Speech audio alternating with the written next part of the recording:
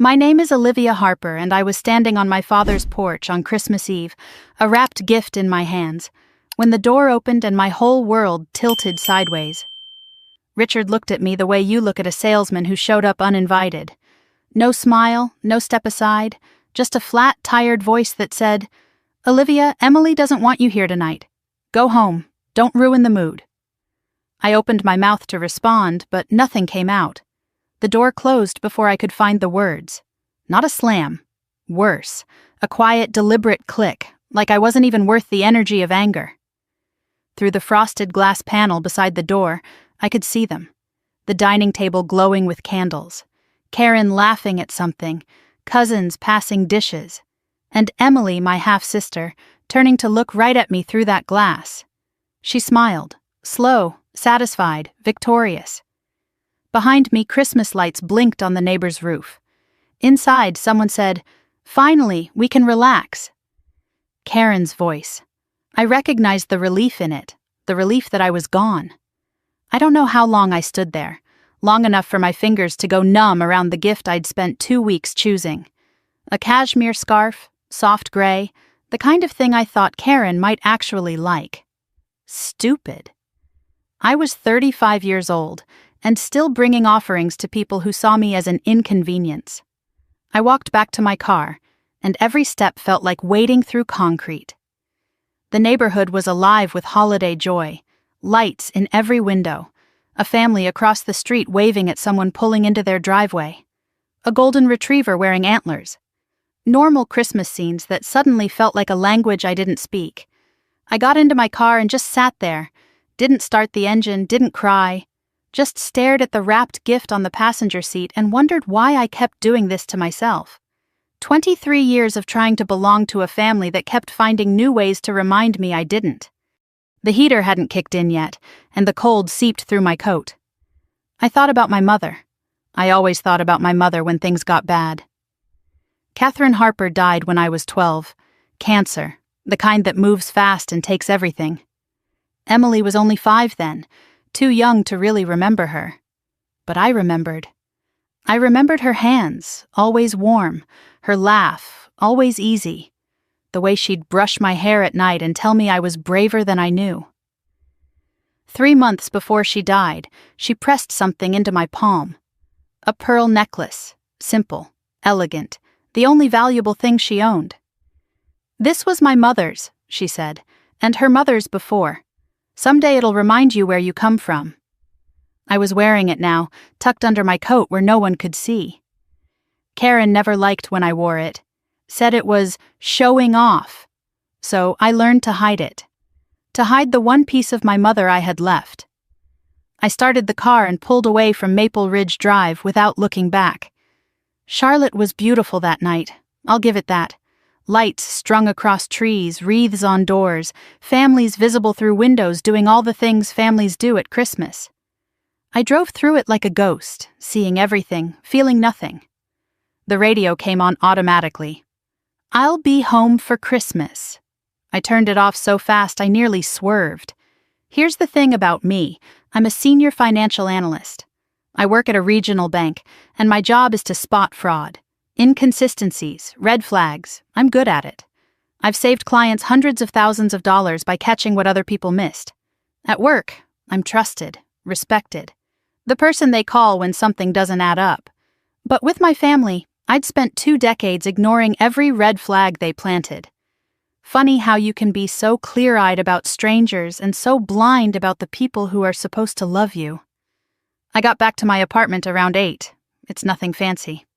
1 bedroom, small kitchen, a living room with a window that looks out at the parking lot. But it's mine. I decorated for Christmas because I always did. A little tree with white lights, a wreath I got on sale, stockings hung on a tension rod because I don't have a fireplace. Walking in that night, the decorations just made the emptiness louder. I set Karen's gift on the counter, poured myself a glass of wine, then put it back without drinking it. I didn't want to numb this, I wanted to understand it. I changed into pajamas and sat on my couch in the dark, just the tree lights blinking. On my bookshelf, there's a photo of my mother holding me when I was maybe 7, both of us smiling, real smiles, the kind that reach your eyes. I picked it up and studied her face, wondered what she'd say about tonight, about all of it.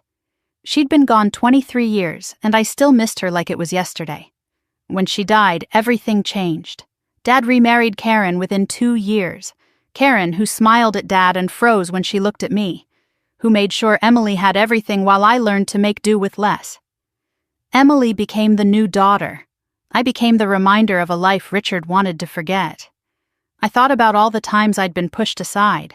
My middle school graduation that Dad missed because Karen scheduled Emily's dance recital on the same day. The family vacation to Florida I wasn't invited to because there was limited space. The Thanksgiving 3 years ago when I was uninvited at the last minute because Emily said I made her feel judged. Every time I forgave them, every time I came back, every time they took a little more and gave a little less. Maybe the problem wasn't that I kept failing to earn their love. Maybe the problem was that their love was never available to earn. Around 11, my phone buzzed. I'd been ignoring it for hours, but curiosity won. A group text from the family Christmas I wasn't part of. Photos. The dinner table, everyone smiling. Emily holding up a gift, beaming, Karen kissing Dad's cheek by the tree. The caption from Emily: "Perfect Christmas with the people who matter most." I wasn't in a single photo, erased completely.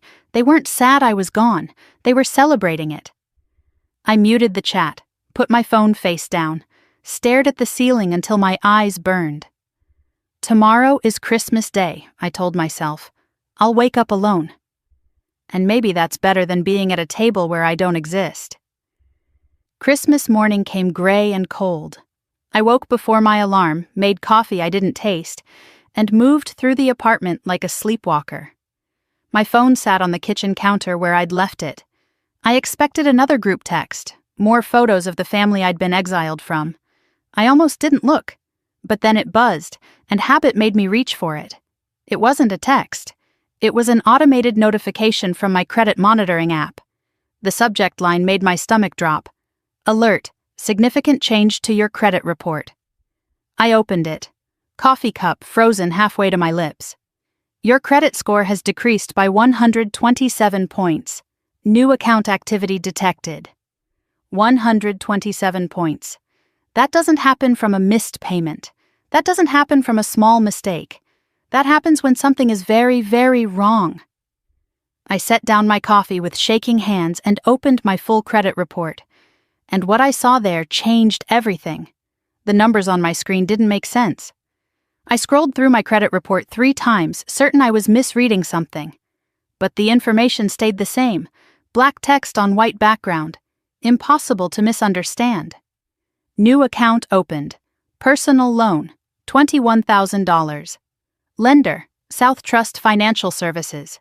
Account type, co-signer. Primary borrower, Emily Rose Harper. Date opened, August 15th. Status, delinquent. 2 missed payments. I read it again. And again. Emily Rose Harper, my half-sister. The same Emily who smiled at me through the frosted glass last night while our father closed the door in my face. The same Emily whose Christmas caption said, "The people who matter most." She had taken out a $21,000 loan with me as the co-signer, and I had never signed anything. I had never agreed to anything. I hadn't even spoken to Emily about money in years. But there was my name, my social security number, my employer, my address. Everything correct except one thing. My consent. I grabbed my phone and called South Trust Financial immediately. An automated message answered. "Thank you for calling South Trust Financial Services. Our offices are closed for the Christmas holiday. Normal business hours will resume December 26th. I tried again. And again. Looking for an emergency line, a fraud department, anyone. Nothing. The whole financial system was shut down for Christmas, and I was trapped in limbo knowing something was very wrong but unable to do anything about it. I called my own bank's fraud department next. Christmas Day meant reduced staff and longer hold times. I sat on hold for 43 minutes, listening to tinny Christmas carols that felt like mockery. When I finally reached someone, they could only flag my account for monitoring. They couldn't investigate an external loan. You'll need to file a dispute directly with the lender and the credit bureaus, the representative said. And ma'am, I'd recommend checking for any other suspicious activity. Sometimes these things aren't isolated. Her words hung in the air after I hung up. Sometimes these things aren't isolated. What else had they done? I sat at my small desk and opened my laptop. If the banks couldn't help me today, I'd help myself. This was what I did for a living, after all. I pulled up all 3 credit bureau reports: Experian, Equifax, TransUnion. The $21,000 loan appeared on all of them. The address associated with the application was 4712 Maple Ridge Drive, my father's house. The employment listed was my actual employer, my actual position. But the contact email caught my attention. olivia.harper.financial@gmail.com. That wasn't my email. Someone had created a fake email address using my name. I searched my real email for anything from South Trust Financial, found one message from 4 months ago, buried in my spam folder. Subject line: Your co-signer application has been approved. I had never seen it because spam filters caught it, but wait, I never applied for anything. So why would South Trust send a confirmation to my real email at all? I stared at the screen, pieces clicking into place.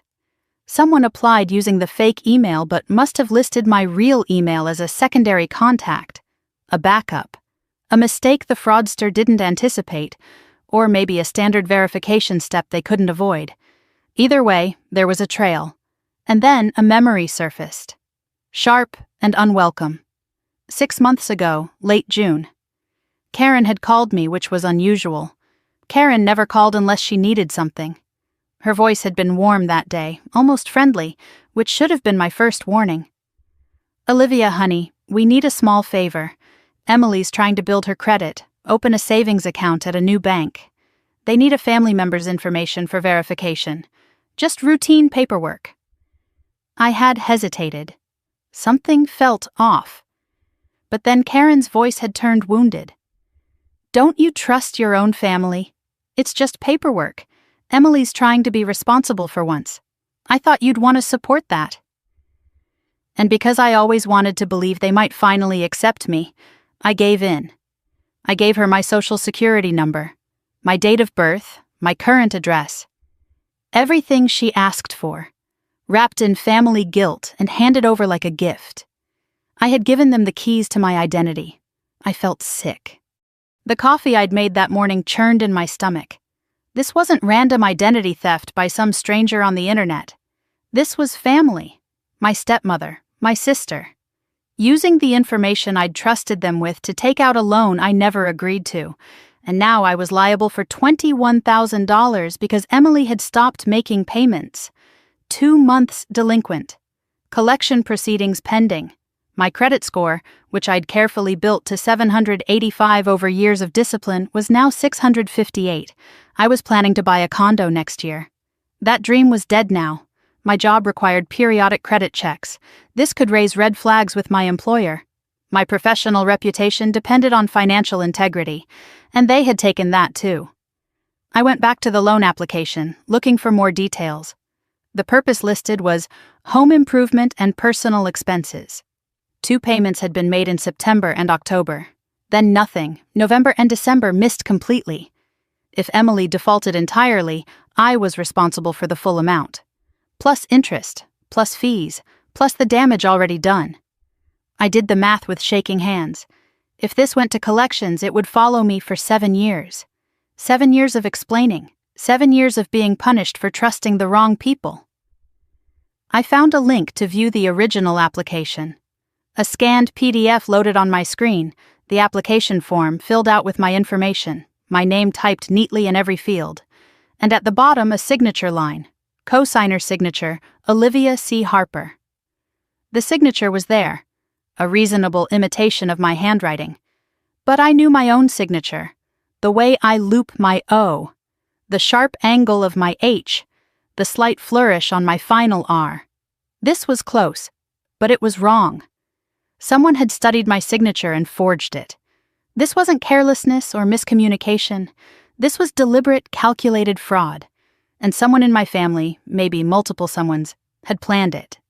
I sat back in my chair, mind racing. The snow that had started falling outside my window was heavier now. The world was white and quiet, a picture-perfect Christmas morning. Inside my apartment, the Christmas tree lights blinked on and off, cheerful and obscene given what I'd just discovered. I thought about the timing. Christmas Eve, I was publicly humiliated and removed from the family dinner. Christmas Day, I discovered the fraud. Were they connected? Had they kicked me out because they knew the credit alert would come? Were they trying to cut me off before I could ask questions at the dinner table? The exclusion suddenly felt less like cruelty and more like strategy. They wanted me gone before I found out. My phone buzzed. A text from a number I hadn't seen in months. Aunt Margaret, my mother's older sister. The only person from Mom's side of the family who still kept in touch, even though I'd been terrible about staying connected. "Merry Christmas, sweetheart. I heard you weren't at Richard's last night. Are you okay?" I stared at the message. Margaret had always been suspicious of Karen, had always asked careful questions about how I was being treated. I started to type a polite response, something vague and reassuring. Then I stopped. Margaret knew my mother. Margaret might know things about my family that I didn't. And right now, I needed answers more than I needed to pretend everything was fine. I deleted what I'd written and typed something different. "Can we talk? Not about Christmas. About something else. Something about Mom." 3 dots appeared. Disappeared. Appeared again. My heart pounded while I waited. Finally, her response came through. "I've been waiting for you to ask. Come over tomorrow. There's something you need to know." Something about Mom. What else had this family been hiding? December 26th came slowly. I barely slept, lying awake most of the night staring at the ceiling, Aunt Margaret's text echoing in my mind. "Something you need to know. But first things first." The bank opened at 9, and I intended to be there the moment the doors unlocked. I showered and dressed with deliberate care. Black slacks, white blouse, my good wool coat. Professional, put together, armor for battle. I gathered everything I might need, printed copies of my credit reports, the loan application with the forged signature, my real ID, proof of address, bank statements. I organized it all in a folder the way I would for a client at work. If I was going to fight this, I was going to fight it like the professional I was, not like a victim begging for help. The pearl necklace went on last. I tucked it under my collar where it would rest against my skin, invisible but present. My mother's strength, close to my heart. I needed it today. South Trust Financial Services, Ballantine Branch. The building was modern glass and steel, corporate Christmas decorations still hanging in the windows, wreaths with red bows, a tree in the lobby blinking with white lights. I arrived at 9:05, one of the first customers through the door. The normalcy of the place felt surreal. People depositing checks, a young couple opening a joint account, an elderly man asking about interest rates, and me walking up to the reception desk to report that my own family had committed a crime against me. I asked to speak with a manager about a fraud concern. The receptionist's expression shifted immediately. Fraud isn't a casual word in a bank. She made a quick call, then directed me to a private office in the back. I followed her down a carpeted hallway, past framed photos of community events and employee awards, into a small room with a desk, 2 chairs, and a window overlooking the parking lot. Janet Morrison, Branch Operations Manager. That's what the nameplate said. She was mid-50s with reading glasses and kind but professional eyes. A family photo sat on her desk. Husband, grown kids, a golden retriever on a beach. Normal life, normal family, everything I didn't have. She listened as I explained the situation. A loan I never signed, my identity used without my permission, a forged signature. As I spoke, her face grew more serious. When I finished, she turned to her computer and started typing. "Let me pull up your file," she said. "Give me just a moment." I watched her scroll through screens, her frown deepening with each click. Finally, she picked up her phone and called someone in records. Spoke in a low voice I couldn't quite hear. When she hung up, she turned her monitor so I could see it. The loan application filled the screen. Application date: August 15th. Submitted in person at the Pineville branch, a different location than this one. Primary borrower: Emily Rose Harper. Cosigner: Olivia Catherine Harper. Documents provided included a photocopy of my driver's license, a signed application, and email confirmation. Janet's voice was careful when she spoke. "Miss Harper, did you submit this application in person?" I shook my head. "No, I've never been to your Pineville branch." "Did you authorize anyone to act on your behalf?" "No." "Is this your signature?" She zoomed in on the signature line. I stared at it, that imitation of my handwriting, close but wrong in ways only I would notice. "No," I said. "That's not my signature. Someone forged it." Janet removed her glasses and rubbed the bridge of her nose. "I was afraid you'd say that." I looked at her. "This isn't the first time you've seen something like this?" She hesitated, then shook her head. "Family fraud is more common than people think. I'm sorry you're going through this." Family fraud. There was a name for what they'd done, a category, a pattern. I wasn't the first person to sit in this chair and discover that the people who were supposed to love them had stolen from them instead. Janet made another call, this time to the Pineville branch. She requested security footage from August 15th. 20 minutes of waiting while files transferred. I sat rigid in my chair, folder clutched in my lap, watching the clock on the wall tick away seconds that felt like hours. Finally, Janet turned her monitor toward me again. Grainy security footage. Timestamp: August 15th, 2:34 in the afternoon. The Pineville branch lobby. A woman approached the teller window. Mid-50s.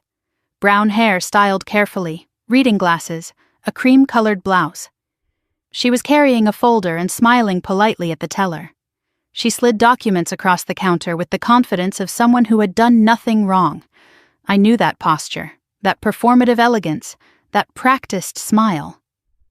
Karen. My stepmother had walked into a bank, pretended to be helping me, and forged my name on a $21,000 loan. Janet paused the footage. "Do you recognize this person?" My voice was steady, even though my hands weren't. "That's my stepmother, Karen Harper." Janet captured a still frame and printed it. "I'll need to document this. And Miss Harper, I have to tell you, this is now a criminal matter." Criminal matter. Not a family disagreement, not a misunderstanding. My stepmother had committed a crime, and it was captured on camera.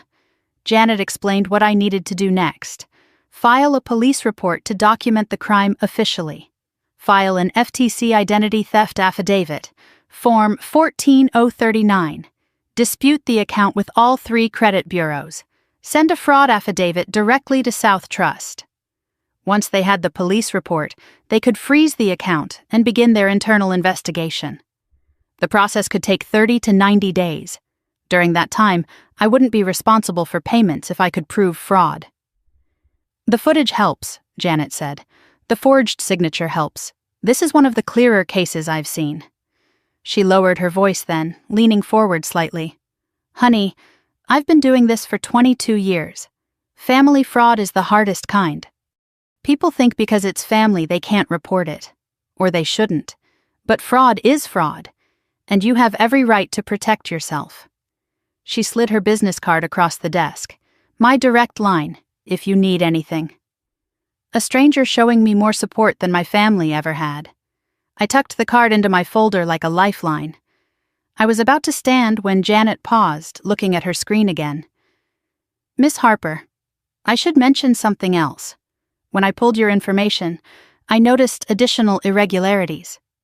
My stomach dropped. "What kind of irregularities?" She pulled up another screen. "There are 3 credit card accounts opened in your name over the past 2 years. 2 with Capital One, 1 with Discover.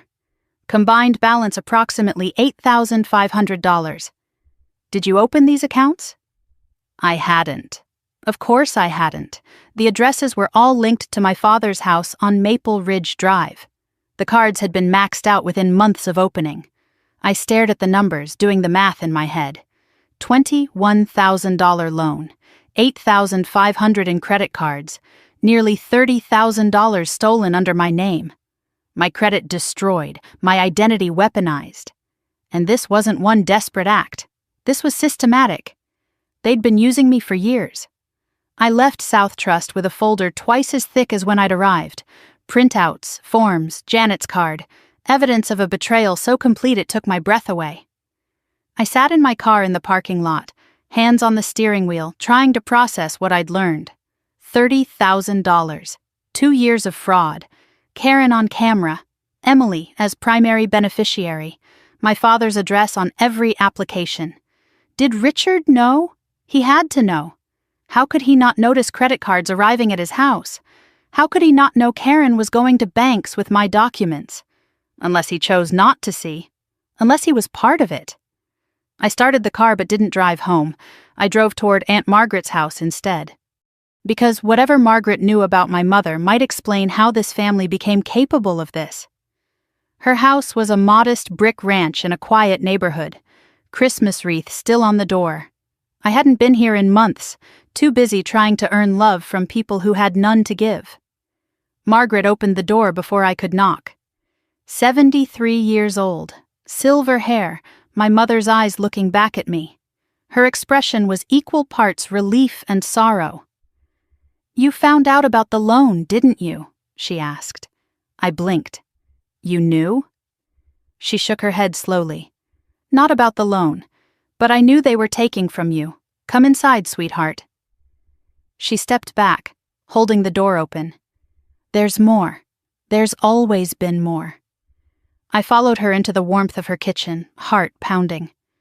"It starts with your mother," Margaret said softly, "and a trust fund you were never supposed to know about."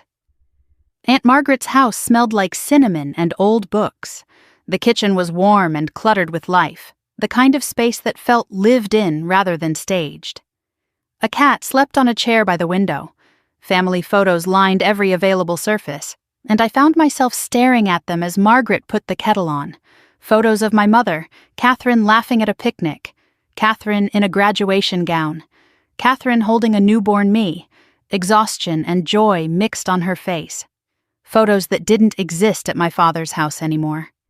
Karen had made sure of that. Margaret guided me to the kitchen table, set a cup of tea in front of me, and sat down across with a worn manila envelope in her hands. The edges were soft with age. My mother's handwriting was on the front. "For Olivia, legal documents." I stared at those words, written by hands that had been still for 23 years, and felt something crack open in my chest. "Your mother knew she was dying," Margaret said softly. "She had 8 months from diagnosis to the end. She spent those months making sure you'd be taken care of." She paused, fingers resting on the envelope. She didn't trust Richard completely. She loved him, but she knew his weakness. I looked up. What weakness? Margaret's eyes were sad. He always took the path of least resistance. Whoever pushed hardest, won. And your mother knew that after she was gone, someone else would be doing the pushing. She slid a document across the table. A copy of my mother's will, dated 3 months before her death. I picked it up with trembling hands and started reading. Legal language, formal and precise, until I reached Section 4. "I hereby establish a trust in the amount of $45,000 for my daughter, Olivia Catherine Harper, to be held until her 25th birthday, at which time the full amount shall be disbursed to her. Trustee, Richard Allen Harper." I read it twice, 3 times. $45,000. I turned 25 10 years ago. I never received a penny. "I asked Dad about this," I said, my voice strange in my own ears. "When I turned 25, I asked if Mom left me anything. He said there was nothing. He said the medical bills took everything." Margaret's jaw tightened. "That's a lie. Your mother had life insurance. The medical bills were covered. That $45,000 was separate. It came from your grandmother's estate, passed to Catherine, designated specifically for you." She leaned forward. Richard knew. He's always known. The room felt like it was tilting. 10 years. For 10 years I had believed my mother died leaving nothing behind. That the cancer had taken not just her life, but any legacy she might have left. And all that time, the money she meant for me had been sitting somewhere, stolen by the people who were supposed to be my family. Where did it go? I asked. If the trust existed, where did the money go? Margaret pulled out a handwritten timeline she'd kept over the years. I've wondered that for a decade. When you turned 25, I asked Richard about the trust. He got defensive, said it was none of my business. We barely spoke after that. She traced a finger down the page. But I have my suspicions. The year you turned 25, Karen convinced Richard to invest in Emily's first business venture, an event planning company. It failed within 18 months. She pointed to another entry. 2 years later, Emily's second venture, a boutique, that failed too. She looked up at me. Every time Emily needed money, Richard found it somewhere. I always wondered if somewhere was your inheritance. The pattern clicked into place with sickening clarity. They hadn't just stolen from me recently. They'd been stealing from me for a decade. My mother's money, meant to give me a foundation, had been funneled into Emily's failures. I thought about all the times I'd struggled in my 20s, working 2 jobs to pay for grad school, driving a car that broke down every other month, eating ramen for weeks because rent was due. And all that time, $45,000 with my name on it was being spent on Emily's dreams while mine went unfunded. Margaret reached back into the envelope. More papers, yellowed with age.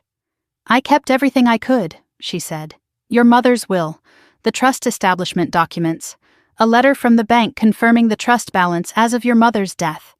$45,247.63.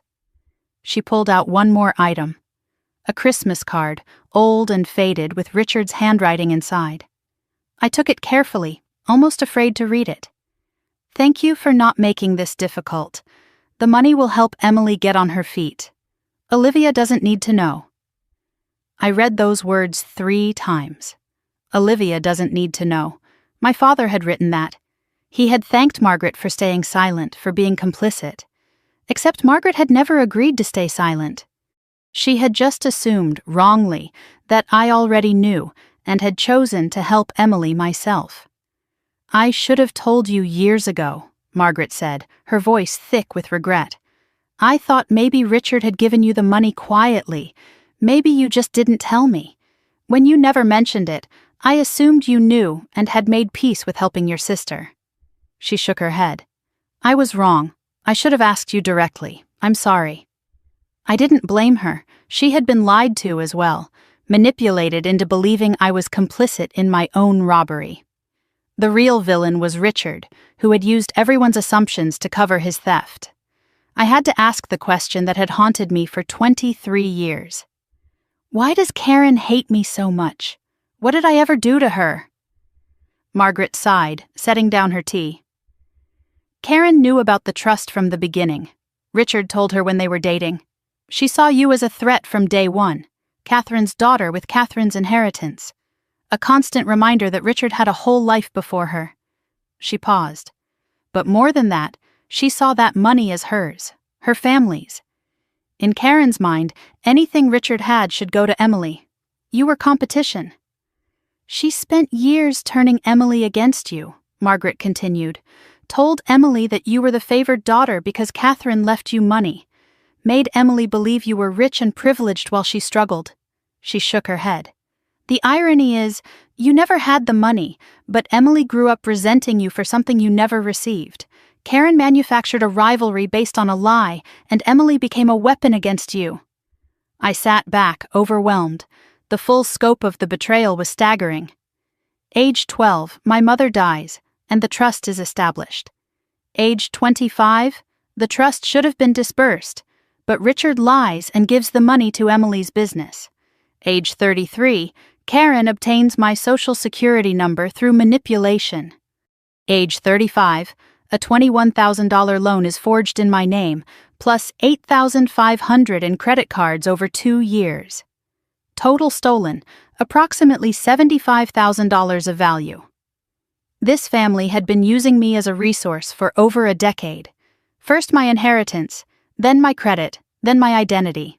And when I showed up at Christmas hoping to be included, they kicked me out because I was no longer useful in person, only on paper. Margaret reached across the table and took my hand. "What are you going to do?" I looked at the documents spread between us. My mother's will, the bank confirmation, Richard's damning Christmas card. Evidence of a decade of theft. "I've already started," I said. "I went to the bank this morning. They have Karen on camera submitting the forged loan. I'm filing a police report, an FTC affidavit. I'm going to clear my name." Margaret nodded slowly. "And the trust fund?" I met her eyes. "I'm going to get that back too. I need a lawyer, a real one, someone who handles fraud and estate disputes." Margaret wrote down a name and number on a slip of paper. "David Chen. He handled my husband's estate. He's good and he's honest. Tell him I sent you. Tell him everything." I tucked the paper into my folder, another piece of armor for the battle ahead. I gathered the documents Margaret had given me, evidence that would have changed my life if I'd known about it years ago. At the door, I hugged her longer than I had in years. "Your mother would be proud of you," she said quietly. "She always said you were the strong one. Don't let them make you feel guilty for protecting yourself." She paused, her expression serious. "And Olivia, be careful. Karen doesn't lose gracefully." I sat in my car outside Margaret's house, engine running, heat blasting against the December cold. My phone buzzed, a text from Richard sent from a new number since I'd blocked his old one. "Olivia, we need to talk. Karen told me you went to the bank. This is all a misunderstanding. Call me." I stared at the word misunderstanding. $45,000, $29,000 more, my name, my credit, my identity, misunderstanding. I didn't call. Instead, I typed back one line. "Talk to my lawyer." Then I pulled out of the driveway and headed for the police station. The Charlotte-Mecklenburg Police Department smelled like stale coffee and floor cleaner. Fluorescent lights buzzed overhead, casting everything in a flat, institutional glow. I sat on a plastic chair in the waiting area, my folder of evidence balanced on my knees, watching officers move through the space with the tired efficiency of people who'd seen too much to be surprised by anything. When they called my name, I was directed to a desk in the back corner where Officer Denise Watkins waited. She was middle-aged with no-nonsense eyes and fingers that moved quickly across her keyboard as I told my story. I presented everything: the loan, the forged signature, the documentation Janet had given me at the bank, the credit cards opened without my knowledge. Officer Watkins listened without interrupting, occasionally nodding, occasionally asking me to clarify a date or a name. When I finished, she looked at me with something that might have been sympathy. "Ma'am, this is a clear case of identity theft and forgery. The bank footage is particularly helpful. Most cases don't have that kind of evidence." She typed something, then handed me a case number and a victim's rights pamphlet. "We'll assign a detective from financial crimes. You should hear from them within a week." I was about to stand when she added one more thing. "One question. Do you have reason to believe the suspects know you're filing this report?" I thought about Richard's text. "Karen told me you went to the bank." My father texted me an hour ago. He knows I went to the bank. Officer Watkins paused, her expression careful. "Be careful. Financial crimes involving family can escalate. Document everything. Don't meet with them alone." Her words stayed with me as I walked back to my car. Escalate. Like this wasn't already bad enough.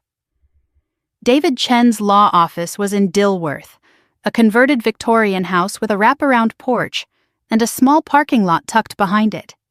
Inside, the space was professional but warm. Framed diplomas on the walls, leather chairs, a fern by the window that looked like someone actually remembered to water it. I sat in the waiting room for 10 minutes, folder in my lap, rehearsing what I would say. Then the door opened and David Chen appeared. He was early 50s with silver at his temples and a calm presence that felt deliberate, like he'd learned a long time ago that panicked people needed steady energy. His handshake was firm, but not aggressive. "Miss Harper, Margaret told me to expect you. Come on back." His office was organized, but lived in. A photo of 2 teenage kids sat on his desk.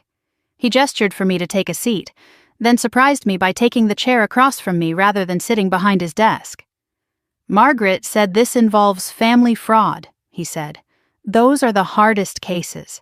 Emotionally, not legally. Tell me everything." I opened my folder and spread the documents across his coffee table. Credit reports showing the loan and the fraudulent credit cards, the loan application with the forged signature, Janet's documentation of the camera footage, the police report case number from this afternoon, my mother's will establishing the trust fund, the bank confirmation of the trust balance, Richard's Christmas card with its damning confession. David examined each document carefully, making notes on a legal pad. When he reached Richard's card, he paused, read it twice. "Your father wrote this?" "Yes." He set it down gently, like it might burn his fingers. "Miss Harper, I've practiced law for 23 years. This is one of the most documented cases of family financial abuse I've ever seen. I didn't know whether to feel validated or devastated. Is that good or bad?" "Good for your case," he said. "Bad for what it says about your family." David sat back and organized his thoughts. "Let me explain what we're dealing with. You actually have 2 separate legal matters." He held up one finger. "Case 1, identity theft and fraud. The $21,000 loan and the $8,500 in credit cards. This is clear-cut identity theft with strong evidence. The police report opens a criminal investigation. Karen can be charged with forgery and fraud. Emily can be charged as the primary beneficiary who knowingly participated. The camera footage is a gift. Most fraud cases are circumstantial. This one has Karen on video committing the crime." He held up a second finger. "Case 2, trust fund misappropriation. This is more complex because it's an estate matter, not criminal.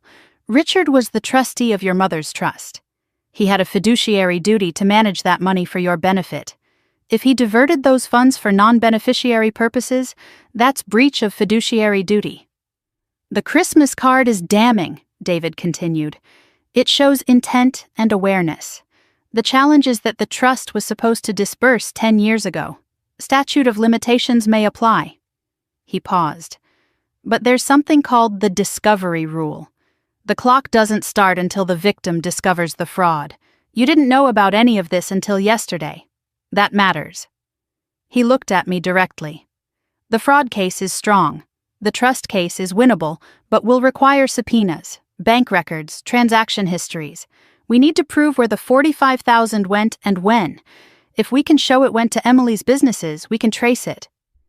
I asked the question I was almost afraid to hear answered. "How long will this take?" David's expression was honest. "The fraud case, if they don't fight it, a few months. If they do fight it, 6 to 12 months. The trust case, longer. A year, maybe more." He studied me. "Can you handle that?" I thought about my mother's will, the words she'd written to protect me. I thought about my name on loans I never signed, credit cards I never opened, 23 years of being dismissed and stolen from. "I can handle whatever it takes." David pulled out a fee agreement. "I need to be honest about costs." The fraud case could be handled on contingency, meaning he'd take a percentage if we won damages. The trust case would require hourly billing, potentially $15,000 to $25,000 depending on complexity. "I know that's significant," he said. "But if we recover the trust fund, it pays for itself and then some." I did the math. My savings were about $18,000. Enough to start, but not unlimited. The irony wasn't lost on me. I had to spend money to recover money that was already mine. David surprised me then. "Margaret's a friend. I'll reduce my hourly rate and defer some billing until we see how the trust case develops. I don't do this often, but this case matters, not just legally but morally. What they did to you shouldn't go unanswered." Another stranger showing me more decency than my own family. I signed the retainer agreement. My hand was steady. David outlined the immediate next steps. File the FTC identity theft affidavit. His paralegal would help with that tomorrow. Send dispute letters to all 3 credit bureaus along with the police report. Send a fraud affidavit to South Trust and the credit card companies. Request a credit freeze to prevent any new accounts from being opened. Begin drafting the civil complaint for the trust fund case. Subpoena bank records from the institution that held the trust. During all of this, David said, do not discuss the case with your family. Everything in writing, nothing verbal. If they contact you, forward it to me. If they show up, don't engage. I thought about that. What if they try to apologize? Offer to pay me back? David's expression hardened. They had 10 years to do the right thing. Don't let them buy their way out now. If they offer settlement, we negotiate from a position of strength, not guilt. He walked me to the door, then paused with his hand on the frame. One more thing. Cases like this get ugly. Your family will try different tactics. Guilt, anger, threats, playing victim. Karen sounds like someone who's used to getting her way.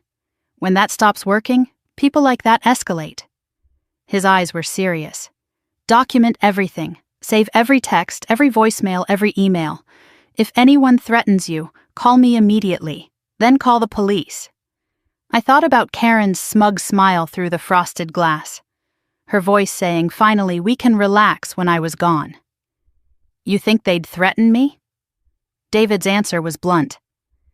I think people who steal $45,000 from a grieving child and then forge her name for $30,000 more aren't people who respect boundaries.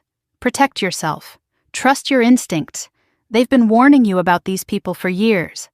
I drove home as the sun set over Charlotte, painting the sky in shades of orange and pink. My phone had been buzzing all afternoon. I'd ignored it, focused on the tasks at hand. Now, stopped at a red light, I finally looked. Richard, 4 missed calls, 3 voicemails. Karen, 2 texts. Emily, 1 text. I read them one by one. Richard's voicemail, his voice thin and pleading. Olivia, please. This has gone too far. We can work this out as a family. Just call me back. Karen's text, sharp and deflecting. You're making a huge mistake. Think about what you're doing to your father. And Emily. Emily, who had smiled at me through the glass. Emily, whose failed businesses had eaten my inheritance. Emily, whose loan was destroying my credit. Her text read, Mom told me what you're doing. You're actually insane. This is going to destroy everything. And for what? Money? I read Emily's words twice. For what? Money?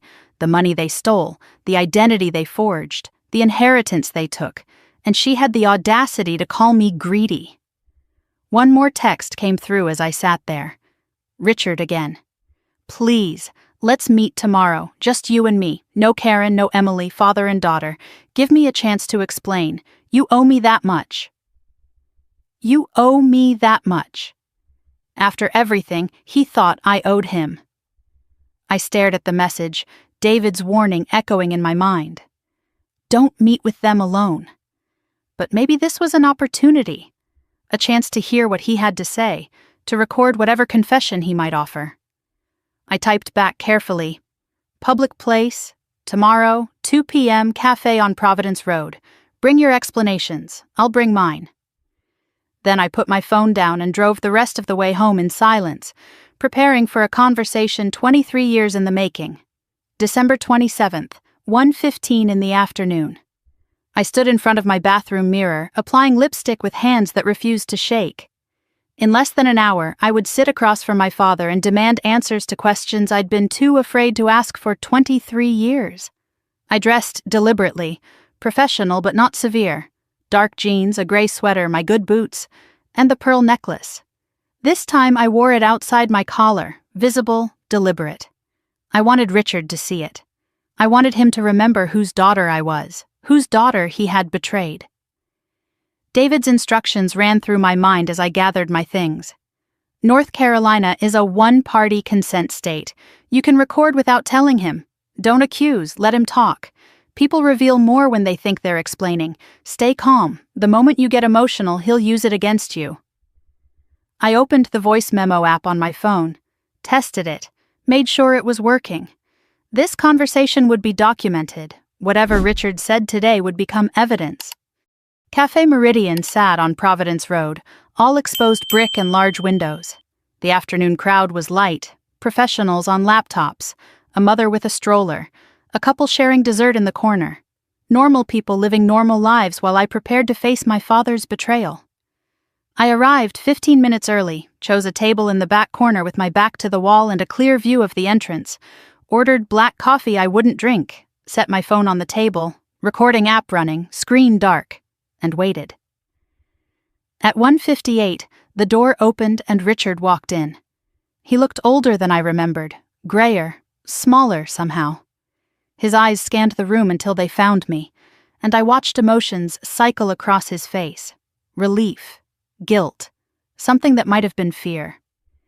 He walked toward my table like a man approaching his own sentencing. He sat across from me without ordering anything. For a long moment, neither of us spoke. The cafe noise filled the silence. Espresso machine hissing, soft music playing, someone laughing at the counter. Finally, Richard cleared his throat. "Thank you for meeting me." I didn't respond, just waited. He shifted in his seat, uncomfortable with the silence I refused to fill. "Olivia, I know you're upset. I understand, but this has all gotten out of hand." He leaned forward slightly. "Karen told me you filed a police report. Is that true?" "Yes." One word, nothing more. Let him talk. Richard's face tightened. "That wasn't necessary. This is a family matter. We can handle this ourselves." I kept my voice flat. "Is it a family matter? Because the bank and the police seem to think it's fraud." He flinched at the word. "Look, I know things got complicated, but we can fix this. Karen and Emily are willing to work out a payment plan. We can make this right without involving courts and lawyers and—" I cut him off. "A payment plan for the $29,000 they stole using my name? Or a payment plan for the $45,000 Mom left me that you never gave me?" The color drained from Richard's face. His mouth opened, closed, opened again. "Who told you about that?" And there it was. Not a denial, not confusion. Just who told you? An admission wrapped in a question. "Does it matter?" I said. "I know, Dad. I've seen the will. I've seen the bank confirmation. I've seen the Christmas card you sent Aunt Margaret thanking her for keeping quiet." Richard slumped back in his chair like I'd punched him. He ran a hand over his face, and for a moment he looked exhausted, defeated. But I had learned not to trust his performances. "You have to understand the situation I was in," he started. "After your mother died, everything was chaos. The house, the bills, raising you and Emily. Karen came into our lives and things got better. But money was always tight." He spread his hands, pleading. "When you turned 25, Emily's event planning business was failing. She needed capital. Karen said you had a good job, you were stable, you didn't need the money as urgently as Emily did. I was going to pay it back. That was always the plan." I let him finish, then asked the obvious questions. "You were going to pay it back? With what? When?" He had no answer. "And the loan? The credit cards? Were you planning to pay those back too?" His voice rose slightly, defensive. "That was Karen and Emily. I didn't know about those until recently." "You didn't know your wife was walking into banks with my forged signature? You didn't notice credit cards arriving at your house in my name?" Richard's composure cracked. His voice rose before he could stop himself. "Karen said if we got caught, you'd forgive us. You always forgive us. You always come back." He stopped, realizing what he'd said, but it was too late. Those words hung in the air between us, ugly and true. They had counted on my forgiveness. They had budgeted for it. My kindness wasn't something they valued. It was something they exploited, a resource to be harvested, a weakness to be used. I kept my voice steady, even as something cold settled in my chest. "Let me make sure I understand. Mom left me $45,000. You took it and gave it to Emily. Then Karen got my social security number by lying to me. Then she forged my signature on a $21,000 loan. Then someone, Karen or Emily or both, opened credit cards in my name and ran up $8,000 more. And on Christmas Eve, you kicked me out of dinner because Emily didn't want to see me, right before the credit alert exposed everything. I paused. Did I miss anything? Richard couldn't meet my eyes. It wasn't like that. It wasn't planned that way. Then how was it, Dad? Help me understand how stealing $75,000 from your daughter isn't like that. He had no answer. Just sat there, jaw working, staring at the table. So I asked the question I'd waited 23 years to ask. Why was Emily always more important than me? His head snapped up. That's not true. It's been true my entire life, and you know it. For a moment, something flickered in his eyes. Shame, maybe. Or the ghost of the father he might have been. I tried to love you both equally. Did you? Or did you just love whoever Karen told you to love? Richard changed tactics then. His voice went soft, pleading. Olivia, I'm begging you. Drop the police report. Drop the lawsuit. We can handle this privately. I'll make sure you're paid back. He leaned forward, desperate. Emily could go to jail. Do you understand that? Your sister could go to jail. If you do this, you'll destroy her. You'll destroy our family. I looked at this man who was supposed to have protected me, who had let Karen poison everything, who had stolen my mother's last gift. Emily destroyed her own life when she chose to forge my name. And what family, Dad? The family that kicked me out on Christmas Eve? The family that stole my inheritance? The family that used my identity like a credit line? I stood, gathering my phone. That's not a family. That's a group of people who take turns robbing me. Richard grabbed my wrist. Not hard, but desperate. Olivia, please, think about what you're doing. I looked at his hand on my arm, then at his face. Let go of me. He did, immediately, something flickering across his expression. Fear, maybe, or the realization that his grip on me, literal and otherwise, was finally broken. I pulled on my coat. If Emily didn't want to go to jail, she shouldn't have committed a crime. If Karen didn't want to face charges, she shouldn't have walked into a bank with my forged signature. And if you wanted to keep your family, you shouldn't have stolen from one daughter to spoil the other. I walked out of the cafe without looking back. The cold air hit my face, clean and sharp. I didn't feel triumphant. I felt emptied out. Like I'd finally said everything I'd been holding for 23 years, and now there was just space where the words used to be. I sat in my car, hands on the steering wheel. The recording app showed 47 minutes, 23 seconds. I saved it, backed it up to the cloud. Evidence. My hands were shaking now, delayed reaction setting in. My phone buzzed. A text from a number I didn't recognize. I opened it. You think you can destroy this family and walk away? You have no idea what you've started. This isn't over. No signature, but the venom was familiar. Karen. I stared at the message for a long moment. Fear flickered, brief and cold. Then I screenshot the text, forwarded it to David with 2 words. She threatened me. His response came in 30 seconds. Good. She just gave us more evidence. Don't engage. Let her dig her own grave. I put my phone down and started the car. Karen thought she could scare me into silence. She didn't understand that the woman who used to be afraid of her didn't exist anymore. That woman died on a frozen porch on Christmas Eve, holding a gift no one wanted. This woman was done being afraid. 2 weeks passed like a fever dream. I went to work, sat at my desk, analyzed spreadsheets, and flagged discrepancies for clients who weren't my family. I ate meals I didn't taste, slept in fragments between checking my phone for updates that never came. The police case was under investigation, no news yet. David had filed the civil complaint for the trust fund, and now we waited for a response. The credit bureaus were reviewing my disputes, 30 to 60 days standard processing time. Everything moved at the speed of bureaucracy while my life hung in suspension. The messages from my family never stopped. Richard texted on day 3. Olivia, please call me. We can still fix this. Day 7. Your silence is breaking my heart. I'm still your father. Day 12. Karen is having panic attacks. Emily can't sleep. Are you happy now? By day 14, he went silent. Somehow that was worse. Karen was less subtle. Day 2.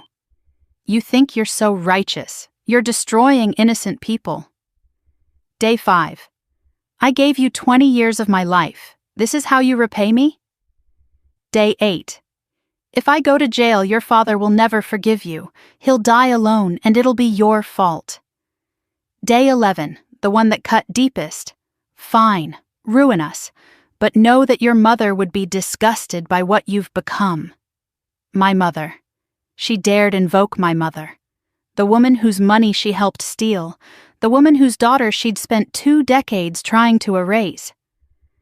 I stared at that message until my vision blurred, then screenshot it like all the others and forwarded it to David. Emily's messages were different, raw and accusatory. Day 4. You're actually insane. I can't believe we're related. Day 6. This is all a misunderstanding and you're turning it into a federal case. Day 9. Mom says you're trying to put me in prison. Over money, over money. Day 13. You've always been jealous of me.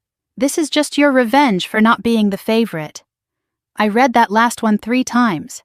Jealous of her, revenge for not being the favorite. She really believed that. Karen had spent so many years poisoning her that Emily genuinely thought I was the villain of this story. Not once in any of these messages did anyone apologize. Not once did anyone acknowledge what they'd done. They weren't sorry they stole from me. They were sorry they got caught. January 10th. I was at my kitchen table trying to focus on a client report when my phone buzzed with an unknown Charlotte number. I almost ignored it, assuming it was Karen from a new number. But something made me answer. Miss Harper, this is Detective James Morrison, Financial Crimes Unit. I've completed my initial investigation. I'd like to meet in person to discuss findings. Can you come to the station this afternoon, say 2 p.m.? I called David immediately after hanging up. His voice was calm but alert. This is good. If he wants to meet in person, he has something substantial. I'll meet you there. Don't go alone. The next 4 hours stretched endlessly. I tried to work, couldn't focus. Kept checking my phone for more family messages, but strangely, there were none. The silence felt ominous. Did they know the detective was calling? Had they received calls too? I showered, dressed professionally, put on the pearl necklace that had become my daily armor. Whatever was coming, I wanted to face it looking like someone who deserved to be taken seriously. Detective Morrison's office was cluttered in the way of someone who had too many cases and not enough hours. Files stacked on every surface. A coffee mug that said, "World's Okayest Detective." He was in his 50s with salt and pepper hair and reading glasses that he kept pushing up his nose. David sat beside me, legal pad ready, as Morrison spread a file across his desk. "Miss Harper, here's what we've confirmed." He pulled out the first document. Signature analysis. Our forensic examiner compared the signature on the loan application to samples of your authentic signature. His conclusion, with high confidence, is that the signature is not yours. It's a forgery. He set that aside and pulled out another sheet. Bank footage. We've positively identified the woman who submitted the application as Karen Elaine Harper, your stepmother. She told the bank employee she was helping her stepdaughter with paperwork. The employee had no reason to question it. He pulled out a third document. Digital evidence. The fraudulent email account olivia.harper.financial@gmail was created on August 12th of last year. We traced the IP address to a residential location, 4712 Maple Ridge Drive, your father's house. He looked at me over his glasses. The device that created that account and submitted the credit card applications was a laptop registered to Emily Rose Harper. David leaned forward. You're saying Emily's laptop was used for all of this? Morrison nodded. We have IP address logs from the email provider and the credit card companies. Same device, same location every time. And there's more. He pulled out phone records. One of the credit card applications required phone verification. A call was made to the number listed on the application. It was answered. The person who answered confirmed the applicant's identity. He paused. That phone number belongs to Emily Harper's cell phone. She answered verification calls, pretending to be you. The room felt airless. I'd suspected. I'd known, on some level. But hearing it laid out so clinically, with evidence and timestamps and forensic analysis, was different. This wasn't paranoia. This wasn't family drama. This was documented, systematic fraud. Morrison closed the file. Miss Harper, in 15 years of doing this work, I've seen a lot of family fraud cases, but the level of coordination here is uncommon. This wasn't impulsive. This was planned and executed over a period of 2 years by multiple people working together. David asked the question I was afraid to voice. What charges are we looking at? Morrison pulled out another document. Karen Harper, forgery, which is a Class H felony. Identity theft, Class G felony. Obtaining property by false pretenses. He moved to the next page. Emily Harper, identity theft, fraud, obtaining property by false pretenses. If convicted, they're looking at potential prison time, probation at minimum, felony records for both of them. He looked at me directly then, his expression neutral but not unkind. Miss Harper, the district attorney is willing to proceed with charges. But in cases like this, family cases, we give the victim a chance to weigh in. He paused. Do you want us to move forward with criminal prosecution? The weight of the question pressed down on me. Criminal prosecution, felony charges, prison time. Karen, who had made me feel like a stranger in my own family for 23 years. Emily, who I had once tried to love like a real sister. I asked for a moment. Stepped into the hallway, leaned against the wall and tried to breathe. The arguments against prosecution came first. Emily is your sister, your blood. Richard will never speak to you again. The family will be destroyed publicly. People will judge you. She sent her own family to jail. Maybe there's still a chance for reconciliation. Then the arguments for, they stole $75,000. They forged your name. They ruined your credit. They kicked you out on Christmas Eve. They've spent 2 weeks threatening and manipulating you, not apologizing. If you drop this, they learn that crime works. They'll do it again, to you or someone else. I closed my eyes and saw my mother's face, pale and thin in those last months. Her voice, soft but certain, pressing the pearl necklace into my 12-year-old hands. Your name is the only thing you truly own, sweetheart.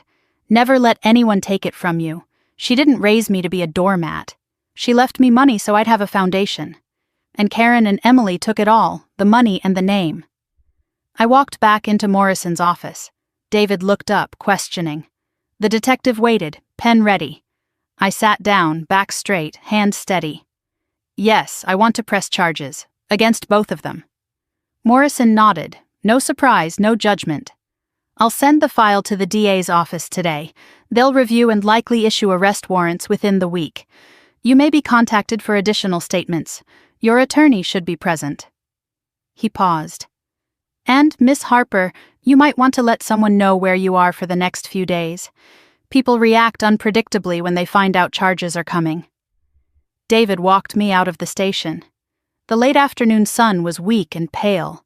I felt exposed, like the whole world could see what I'd just done. Go home, David said.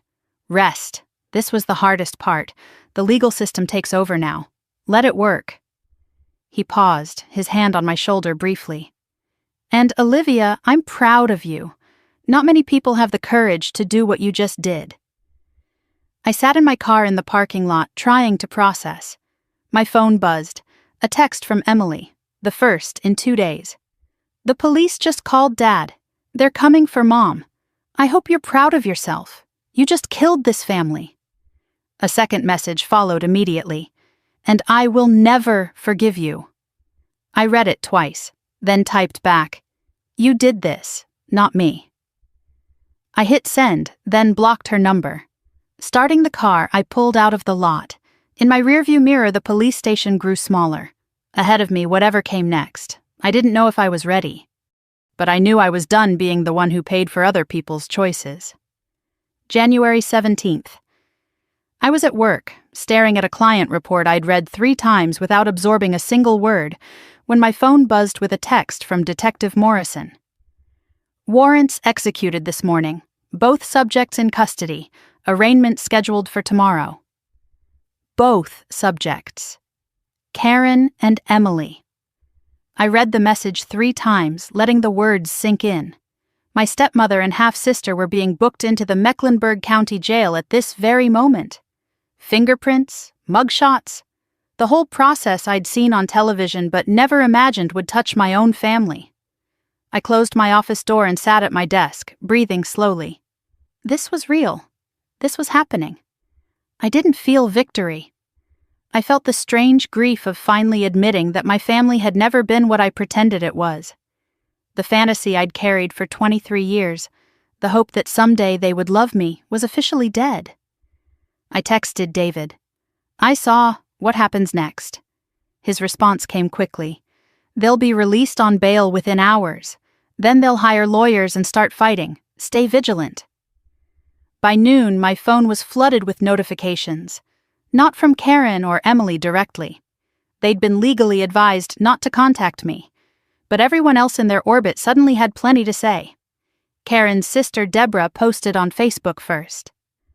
Our family is being torn apart by a vindictive, money-hungry woman who would rather see her own stepmother in jail than forgive a simple misunderstanding. Pray for us. She tagged half the extended family, mutual friends, even people I'd gone to high school with. The comments poured in. So sad. Some people have no loyalty. Family should stick together no matter what. Karen's cousins joined in within hours. Olivia Harper is suing her own sister over a loan. Disgusting. Another one. I always knew there was something cold about her. She never fit in. And another. Can you imagine doing this to your own family? What kind of person sends their stepmother to jail?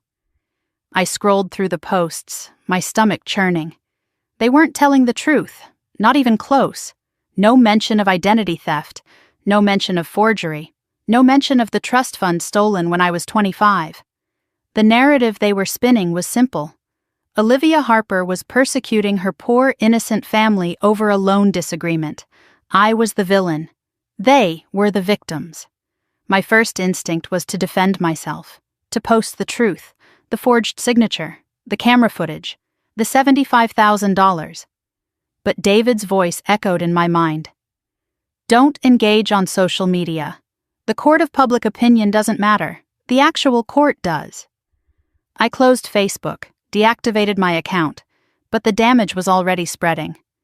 That evening, I opened my laptop to find an email from Richard.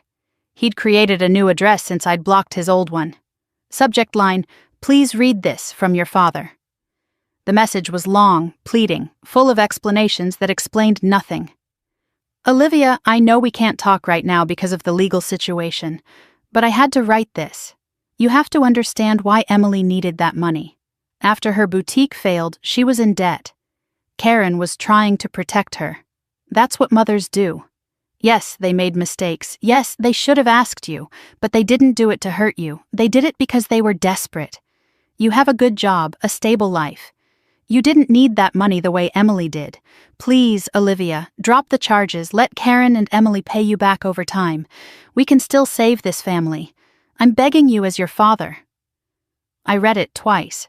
No acknowledgement of the trust fund he'd stolen 10 years earlier. No acknowledgement that forgery is a crime, not a mistake. Still framing everything as Olivia having more than she needed, as if that justified theft. Still prioritizing Emily's comfort over my rights. I forwarded the email to David, then typed one line back to Richard. You're not my father. A father protects his children. You sold one to save the other. I hit send, blocked the new email address. Done. The isolation deepened over the following days. I realized how small my world had become. Karen's entire extended family had turned against me. Aunt Deborah, Karen's cousins, Karen's elderly mother who called me a snake in a Facebook comment. Emily's friends only knew Emily's version of events. Several of Richard's siblings said they didn't want to take sides, which meant they'd taken Karen's. Old college friends watched from a distance, liking the posts about me but never reaching out. Co-workers who'd seen the Facebook drama avoided the topic entirely, their silence louder than words. The physical toll was undeniable. I ate less, slept worse, jumped at every phone notification, caught myself looking over my shoulder in parking lots. Karen's threat echoed in my mind. You have no idea what you've started. Some nights I lay awake wondering if I'd made a mistake, if the price of justice was too high, if I should just call the whole thing off, accept my losses, go back to being invisible. Then I'd remember the forged signature, the camera footage, the $75,000, the Christmas card where Richard thanked Margaret for keeping quiet, and I'd know I hadn't made a mistake. I'd just finally stopped making their mistakes comfortable. January 21st. I was sitting in my dark apartment, television on but muted, when my phone rang. Aunt Margaret. Her voice was warm and worried. "Sweetheart, I've been seeing what they're saying online. Are you okay?"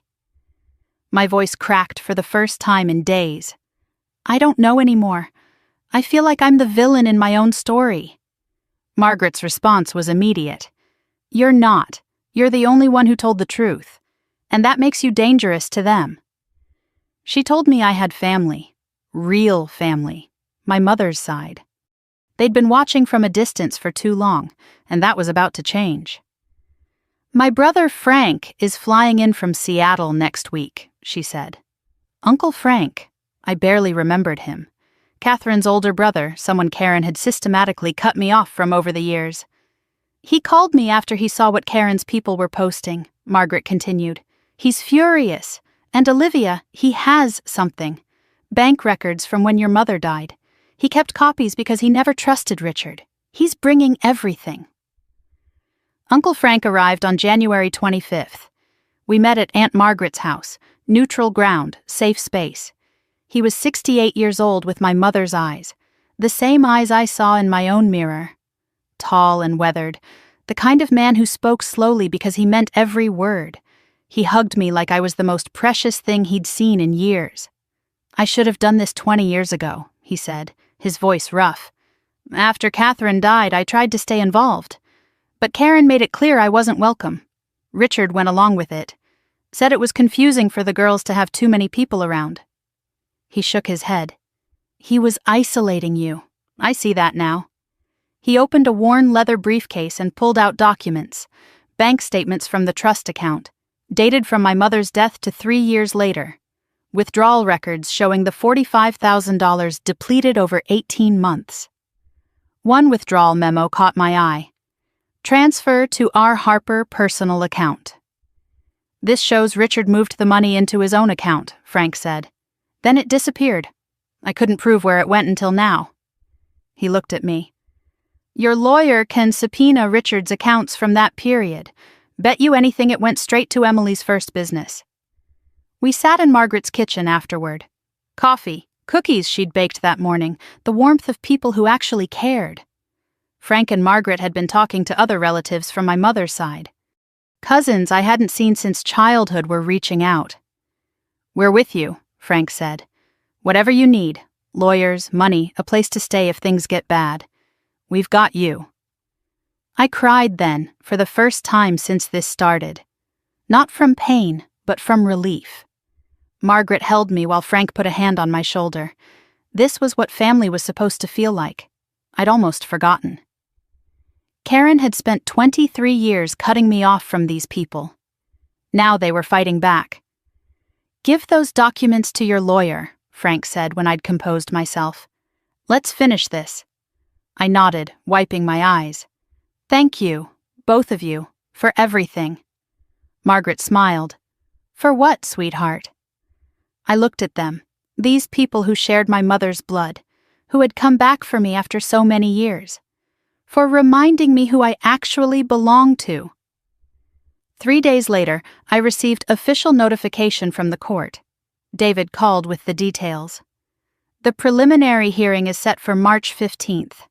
Karen and Emily will both be there. Their lawyers are already filing motions to dismiss." He paused. "And Olivia, they're using what's called the family permission defense.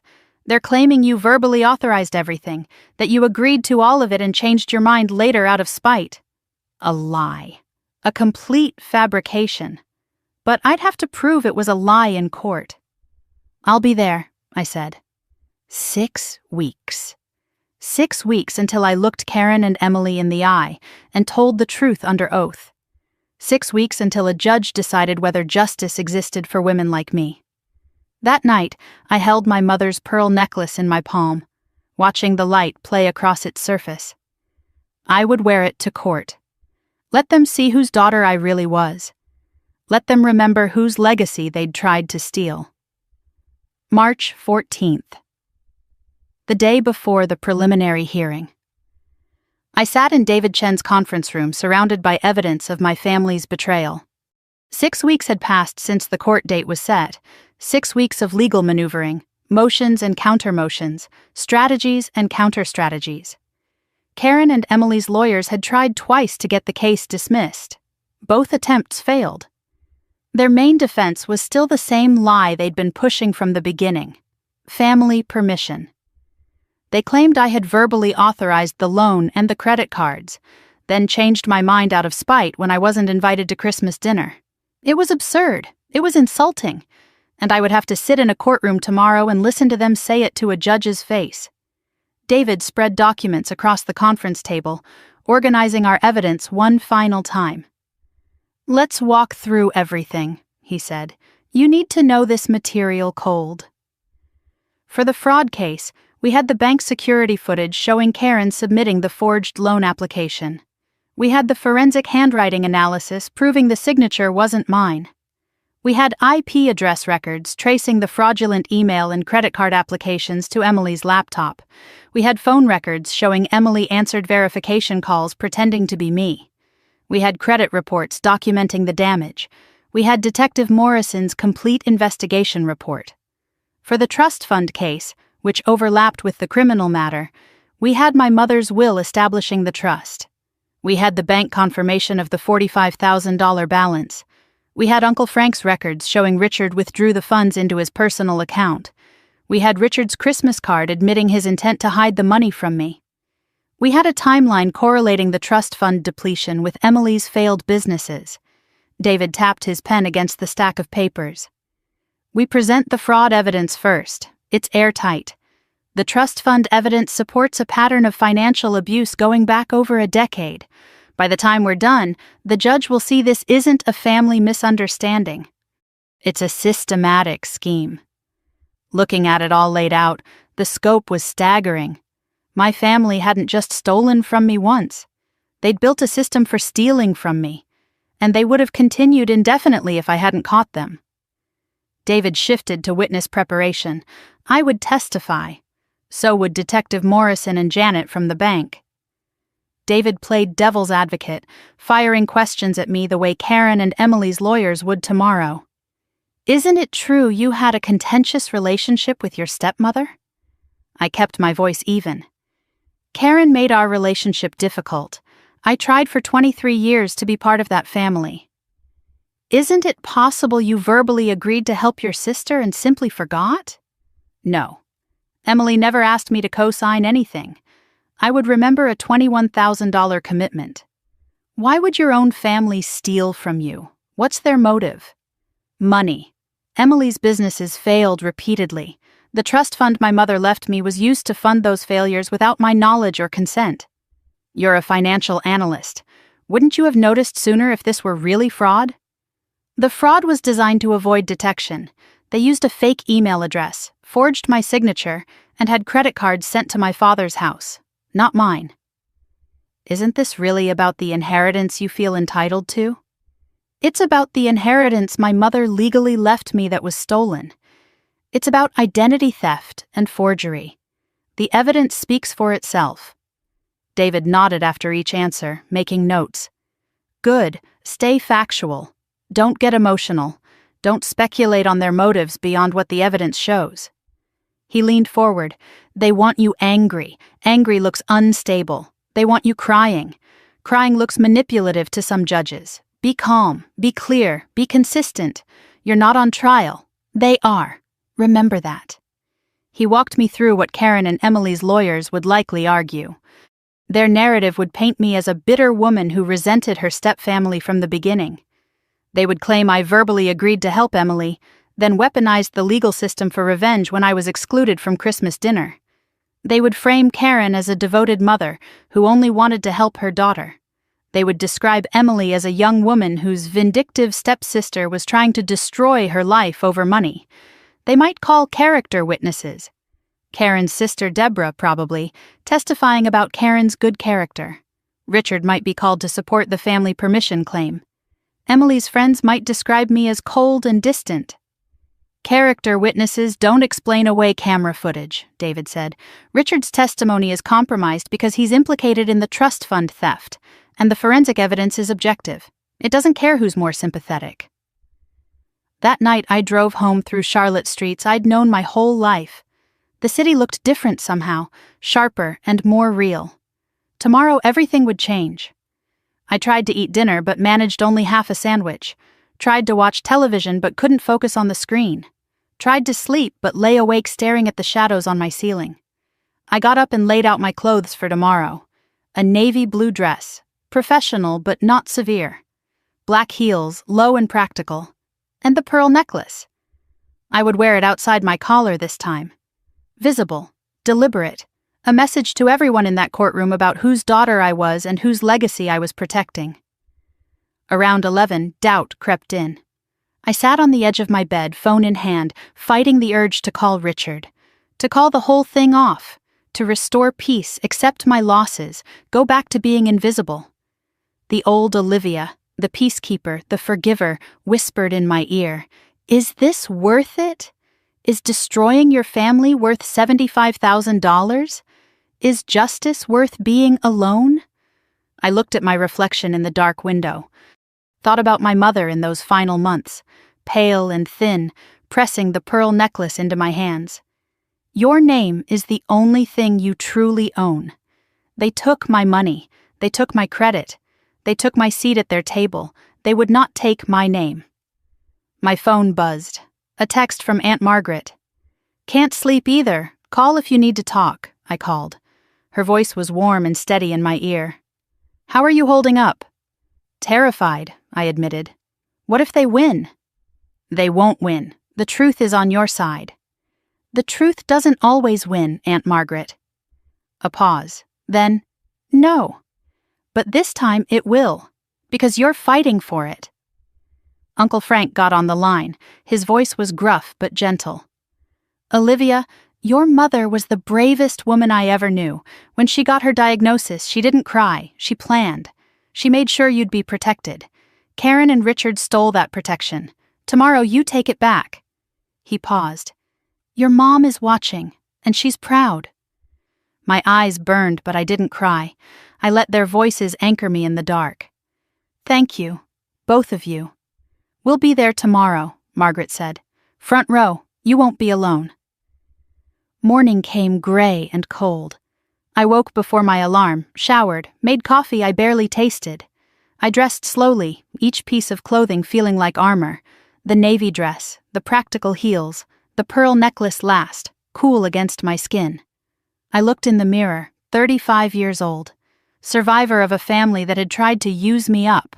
About to walk into a courtroom and demand accountability from people who never thought I'd fight back. The softness that used to live in my eyes was gone. Something harder had taken its place. Not cruel, just clear. My phone buzzed with texts. "David, heading to the courthouse, see you at 8:30, you've got this." Margaret, "On our way, love you, sweetheart." And then one more, from a blocked number that had somehow gotten through. "Emily, I hope you're happy destroying your own sister's life. See you in court, Olivia." I screenshot the message and forwarded it to David, then deleted it without responding. Emily's words couldn't hurt me anymore. Only the truth mattered now. 8:45. The Mecklenburg County Courthouse loomed ahead of me. all stone columns and institutional gravity. I walked up the steps, each one feeling like a commitment. Inside, the lobby echoed with footsteps and murmured conversations. David waited near the entrance, briefcase in hand, calm and ready. Aunt Margaret and Uncle Frank stood by the windows, rising when they saw me. And across the marble floor, near the elevators, I saw them. Karen, Emily, Richard, flanked by 2 lawyers in expensive suits. Karen was already dabbing her eyes with a tissue, the performance beginning before the courtroom doors even opened. Emily stared at me with undisguised hatred. Richard wouldn't meet my eyes. For a moment, our gazes locked. Emily and me, half-sisters, former family, now adversaries in a court of law. Emily mouthed 2 words at me, slow and deliberate. "You'll lose." I didn't flinch, didn't look away, mouthed back, "Watch me." Then I turned, walked toward David, and entered the courtroom. The heavy doors swung shut behind me with a sound like finality. No turning back now. The truth was about to have its day. Courtroom 4B smelled like old paper and floor polish. High ceilings arched overhead, wood paneling lined the walls, and an American flag stood beside the judge's empty bench. The room had the weight of a place where lives changed, where truth was supposed to matter more than performance. I sat at the prosecution table with David Chen and the Assistant District Attorney Maria Santos. My folder of evidence was organized in front of me, though I'd memorized every page. Across the aisle, Karen and Emily sat with their lawyers, 2 men in expensive suits who looked like they'd never lost a case they were paid enough to win. The gallery behind us was divided like a wedding. Front row on our side, Aunt Margaret and Uncle Frank, their faces set with determination. Front row on their side, Karen's sister Deborah, 2 of Emily's friends, tissues already clutched in manicured hands, and Richard, sitting alone in the 3rd row, looking like he wanted the floor to swallow him whole. I felt Karen's eyes on me but refused to look. Instead, I focused on the empty judge's bench and touched the pearl necklace at my throat, my mother's strength close to my heart. The bailiff's voice cut through the murmured conversations. "All rise. The Honorable Judge Patricia Wells presiding." Everyone stood. A door opened behind the bench, and the judge entered. She was gray-haired with sharp eyes and an expression that suggested she had no patience for nonsense. She took her seat, and the room exhaled as we sat back down. Judge Wells reviewed the case file briefly, then looked up. "This is the preliminary hearing in the matter of the state versus Karen Elaine Harper and Emily Rose Harper. Charges include forgery, identity theft, and obtaining property by false pretenses." Her gaze swept the room.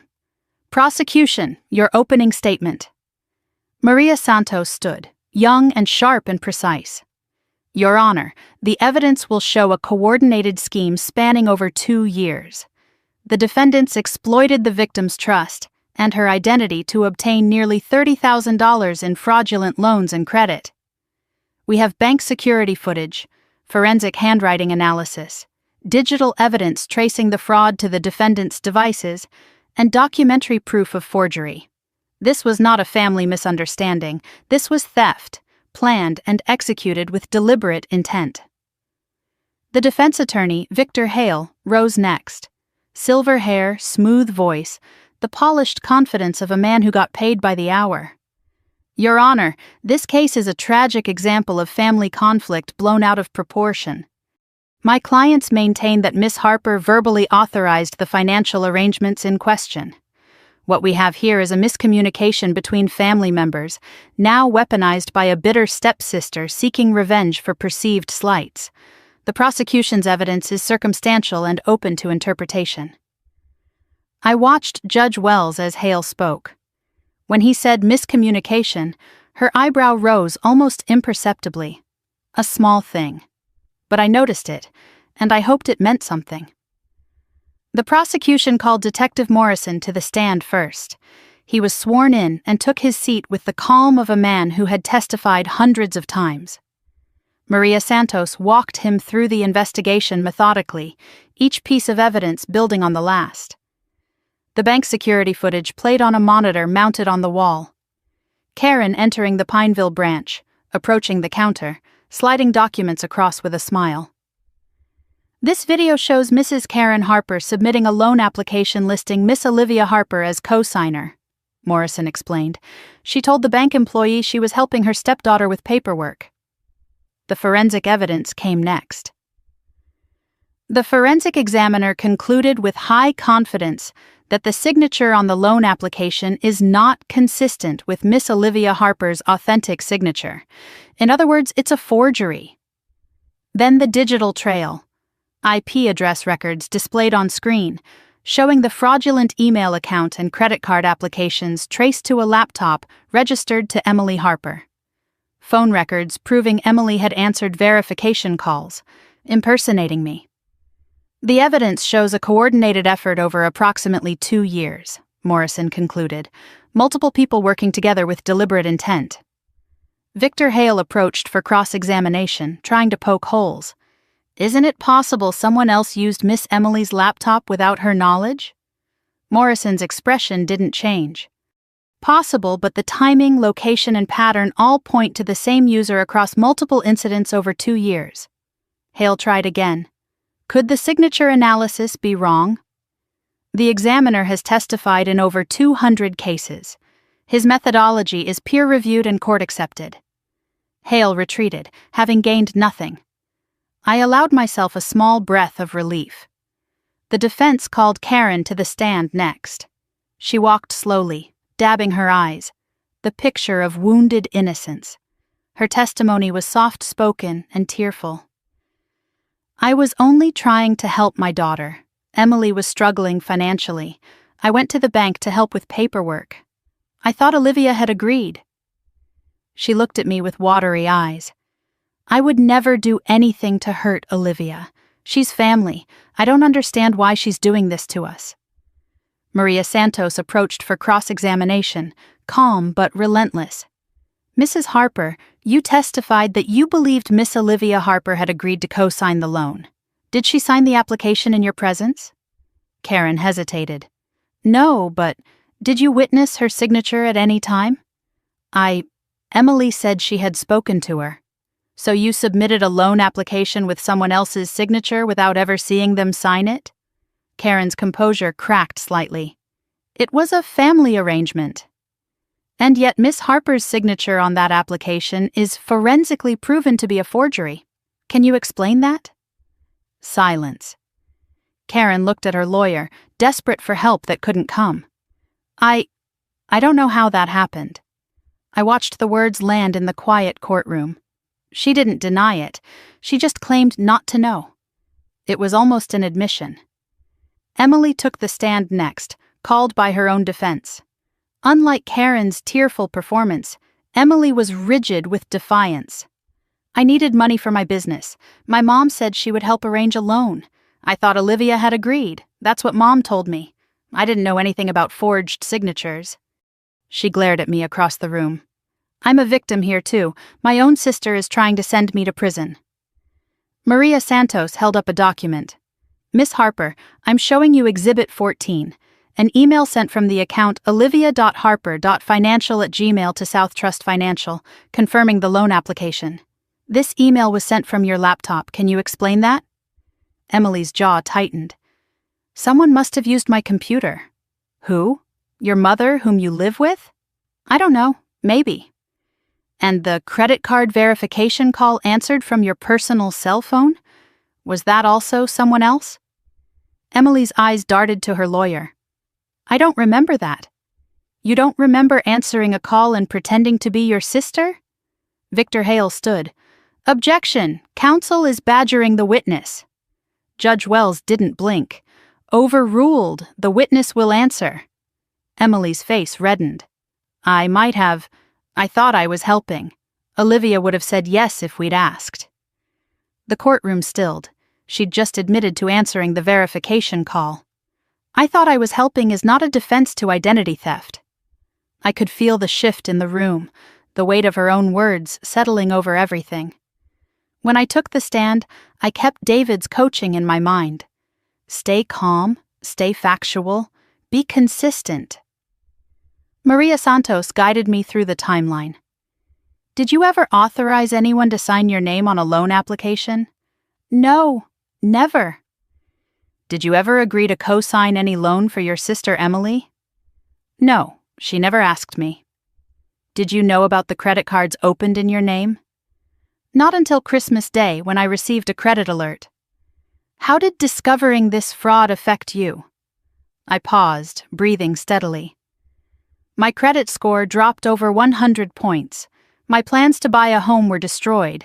My professional reputation as a financial analyst was put at risk. I looked at the judge. But beyond that, I discovered that people I thought were family had been stealing from me for years. They took my mother's inheritance. They took my identity. And when I showed up at Christmas hoping to be included, they kicked me out. They didn't see me as family. They saw me as a source of funds. Victor Hale's cross-examination was brief. Isn't this lawsuit really about resentment over your father's remarriage? No, it's about forgery, identity theft, and $75,000. He had nowhere else to go. He sat down. After a brief recess, Judge Wells addressed the room directly. I've heard the evidence. I've heard the testimony. Before we proceed to closing arguments, I want to address something. Her gaze settled on the defense table. Counsel has repeatedly characterized this as a family matter and a miscommunication. I want to be clear, forgery is not a family matter. Identity theft is not a miscommunication. The evidence presented shows a pattern of deliberate fraud documented through forensic analysis, digital records, and bank footage. The defense's suggestion that Miss Olivia Harper verbally authorized actions she clearly did not authorize is not supported by any credible evidence. Karen's face went pale. Emily stared at the table. Victor Hale looked like a man calculating how to bill for a lost cause. I didn't smile, didn't react outwardly. But inside something loosened. The judge saw the truth. The judge was saying it out loud. Closing arguments will be heard now, Judge Wells continued. Given the strength of the evidence, I see no reason to delay my ruling. The arguments were brief. Prosecution, systematic fraud, clear evidence, accountability required. Defense, family conflict, harsh punishment, plea for leniency. Then Judge Wells reviewed her notes while the courtroom held its breath. Karen clutched her tissue like a lifeline. Emily stared straight ahead. Richard in the gallery looked broken. I touched my pearl necklace. Whatever happened next, I had told the truth. I had fought for my name. My mother would be proud. Judge Wells looked up. I'm prepared to render my decision. She paused, her eyes on Karen and Emily. Will the defendants please rise? The courtroom fell silent as Karen and Emily rose to their feet. Their lawyers stood beside them, papers clutched in hands that had run out of motions to file. I sat frozen at the prosecution table, my heart pounding so loud I was certain everyone could hear it. The clock on the wall ticked in the silence, each second stretching into eternity.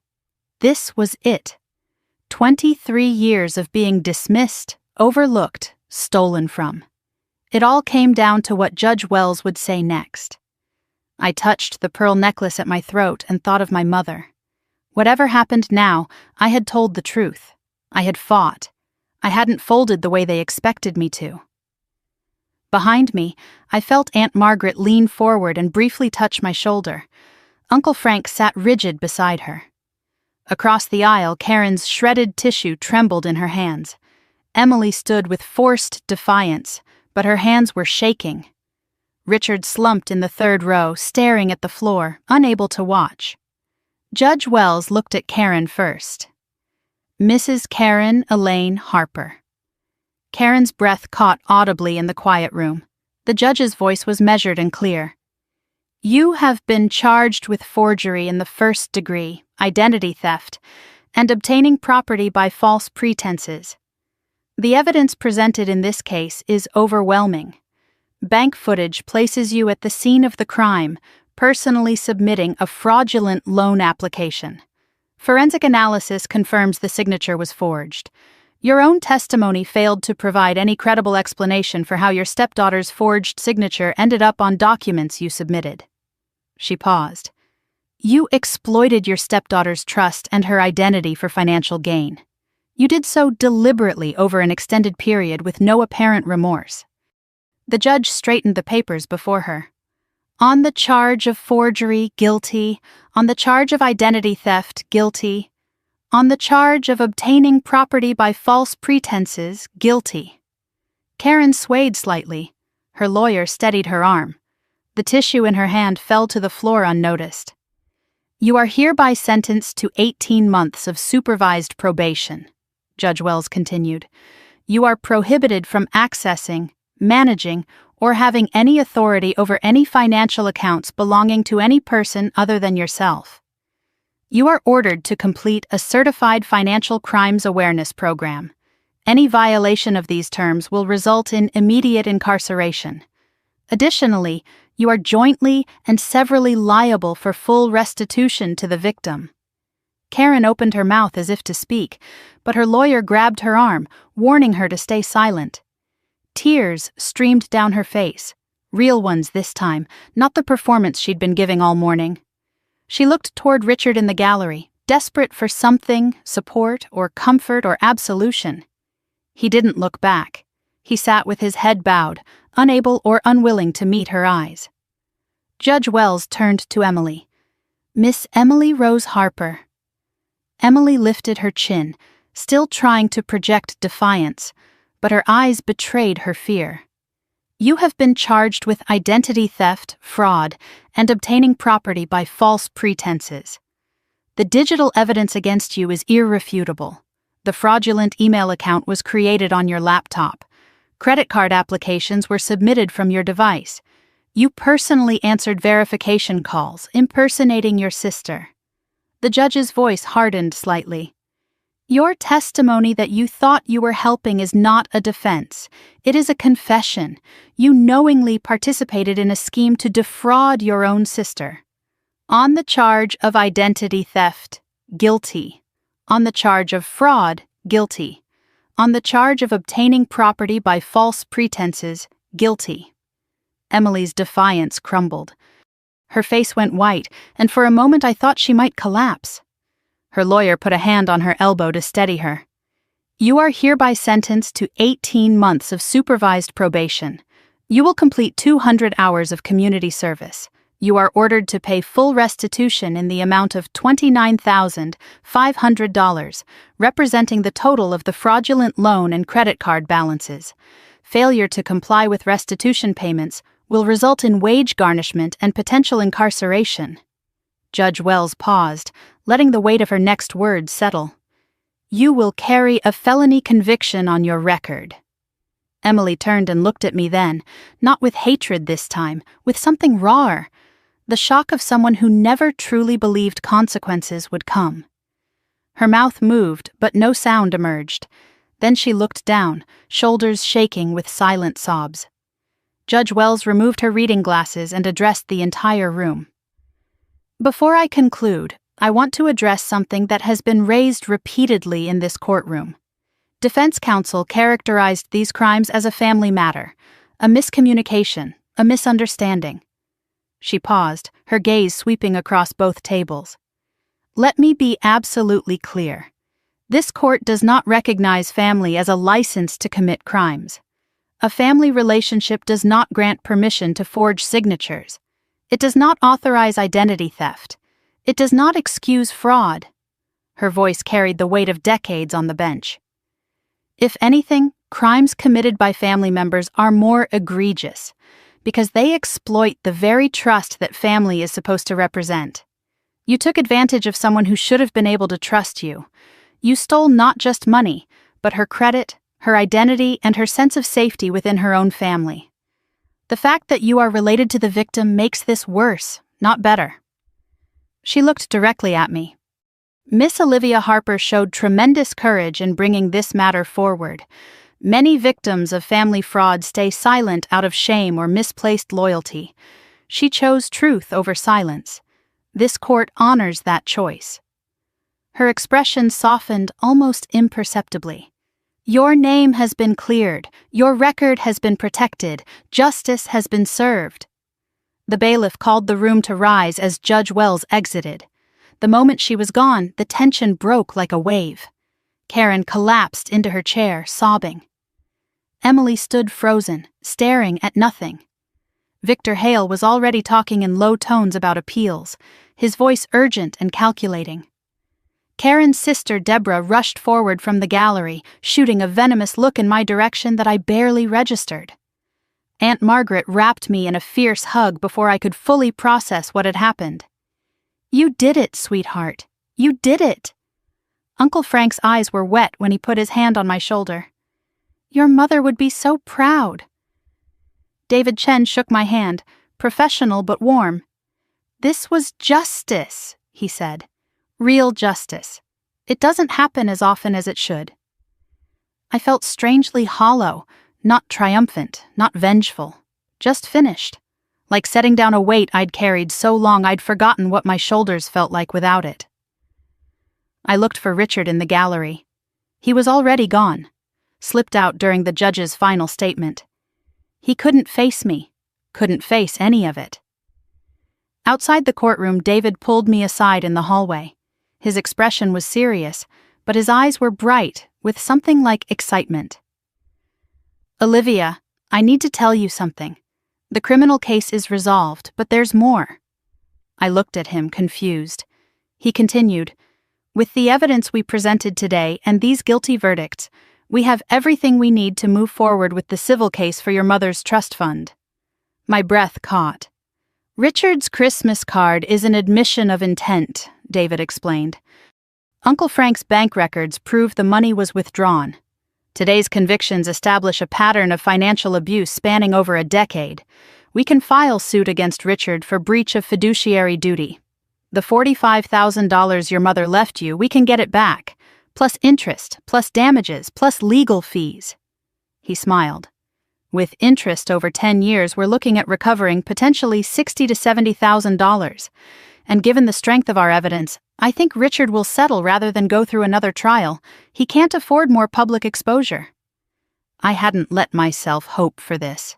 The fraud case had felt like enough. Clearing my name. Getting restitution from Emily. But my mother's money, the inheritance Catherine had meant for me to have, it might actually come back. "File it," I said. "File everything." I walked out of the courthouse with Margaret and Frank into the cool March afternoon. The sun was bright, the air fresh, and I felt lighter than I had in months.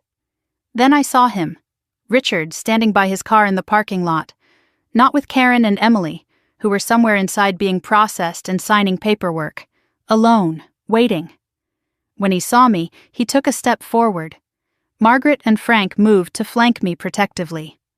"Olivia." His voice was hoarse, barely above a whisper. I stopped, waiting. "I hope you're satisfied," he said. "You've destroyed everything." I looked at this man who was supposed to have been my father, this broken man who had chosen the wrong family over and over, who had let Karen poison everything, who had stolen my mother's last gift to me. "No, Dad," I said. "You destroyed everything, 23 years ago when you chose them over me. I just finally stopped letting you get away with it." Something crumbled in his expression, not anger, something deeper. Recognition, maybe, or grief for the relationship we might have had if he'd made different choices. He opened his mouth, closed it, then turned and walked to his car without another word. I watched him go and felt the death of a hope I hadn't known I was still holding. The hope that someday he would choose me. That door was closed now. Forever. Margaret took my arm gently. "Come on, sweetheart. Let's get you home." Frank walked on my other side as we headed toward Margaret's car. I took one last look at the courthouse, the place where my name had been cleared, where the truth had finally had its day, where justice, imperfect and painful and real, had been served. It wasn't happiness I felt, not exactly. It was something quieter, deeper, peace. The peace of no longer pretending. The peace of standing in truth, even when it cost everything. Margaret asked what I wanted to do now. I thought about it for a moment. I want to go somewhere quiet, and I want to not think about any of them for one whole day. She smiled. I know just the place. As we drove away, I touched my pearl necklace and thought about the trust fund case still to come. The restitution payments Emily would struggle to make. The probation Karen would have to endure. The life I would have to rebuild from the rubble of a family that never truly was. But for now, there was only one thought. The hardest part was over. What came next was just living, and for the first time in 35 years, I got to decide what that looked like. 3 months later, I stood in my empty apartment surrounded by cardboard boxes.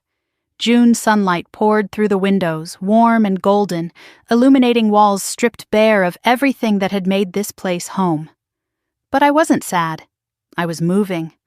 Tomorrow I would close on a townhouse of my own, a place I had dreamed of buying before my credit was destroyed. Now that dream was real again.